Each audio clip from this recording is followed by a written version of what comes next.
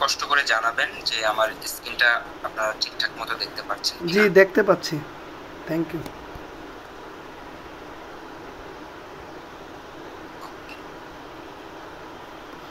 সবাই কি দেখতে পাচ্ছেন স্ক্রিন?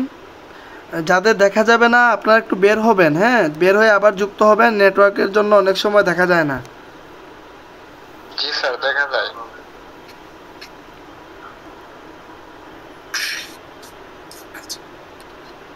এই বেসিক টু অ্যাডভান্স কম্পিউটার কোর্সটাকে আমরা সেকশন আকারে সাজিয়েছি। টোটাল 3টা সেকশনে ভাগ করেছি। প্রথম সেকশনে রেখেছি কম্পিউটার বেসিস। এই কম্পিউটার বেসিসে আপনারা কি কি শিখতে পারবেন, কিভাবে কম্পিউটার চালু ও বন্ধ করতে হয়, মাউস এবং কিবোর্ড ব্যবহার, ফাইল তৈরি, সংরক্ষণ, সেটা মুছেও ফেলা, ব্রাউজিং করা, ইমেইল করা, ইন্টারনেট থেকে তথ্য খোঁজা, দ্রুত এবং সঠিক টাইপ করার দক্ষতা অর্জন করা, বাংলা এবং ইংরেজি টাইপিং।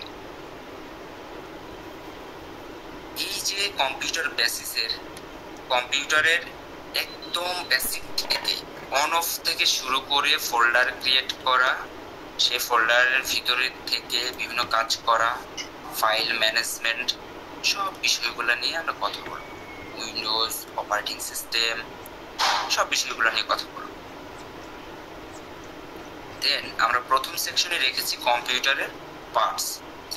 কম্পিউটার হার্ডওয়্যারটা অনেক ইম্পর্টেন্ট। ধরুন আপনি এখন একটা কম্পিউটার সম্পর্কে প্রশ্ন আসলো, দেখা যায় ইন্টারভিউ বোর্ডে হতে পারে বা গভর্নমেন্ট চাকরি, যেটাই আসুক না কেন, তো কম্পিউটারের হার্ডওয়্যারগুলো নিয়ে অনেক প্রশ্ন থাকে। আবার এমন হয় যে কম্পিউটারের হার্ডওয়্যার, আপনি একটা কম্পিউটার ব্যবহার করছেন, আপনার কম্পিউটার কোনো একটা হার্ডওয়্যার নষ্ট হয়েছে বা কোনো একটা সমস্যা দেখা দিয়েছে, সেই সম্পর্কে যদি আপনার বেসিক ধারণাটুকু না থাকে, তখন কিন্তু আপনার এই যে কম্পিউটার চালানোর যে দক্ষতা, এটা ডেভেলপ হবে না। যার জন্য কম্পিউটারের হার্ডওয়্যার সম্পর্কে জানাটা ইম্পর্টেন্ট। এরপরে আমরা রেখেছি সফটওয়্যার, কম্পিউটার সফটওয়্যার ইনস্টলেশন।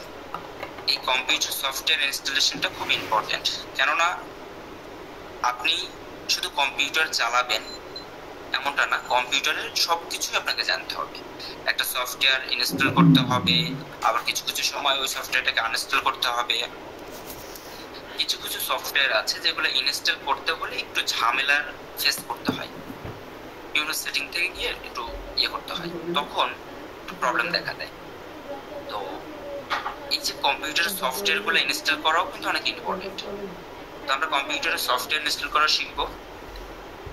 এরপরে আসি কম্পিউটার কনফিগারেশন। ধরুন আপনি একটা কম্পিউটার এখন ক্রয় করবেন, আপনি যদি কম্পিউটারের কনফিগারেশনগুলো সম্পর্কে না জানেন, তখন আপনি আরেকজনের শরণাপন্ন হবেন কম্পিউটার ক্রয়ের ক্ষেত্রে।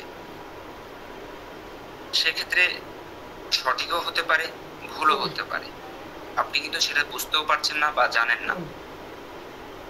সেক্ষেত্রে আমরা এই কোর্সে রেখেছি কম্পিউটার কনফিগারেশনে কি কি থাকে, কিভাবে আপনার বাজেটের সাথে একটি, আপনার কাজের সাথে বাজেটের সাথে একটি, মানে আপনার জন্য যে কম্পিউটারটা প্রয়োজন, সেই কম্পিউটারটি কিভাবে সিলেক্ট করবেন, সেই বিষয়গুলো আমরা নিয়ে কথা বলব।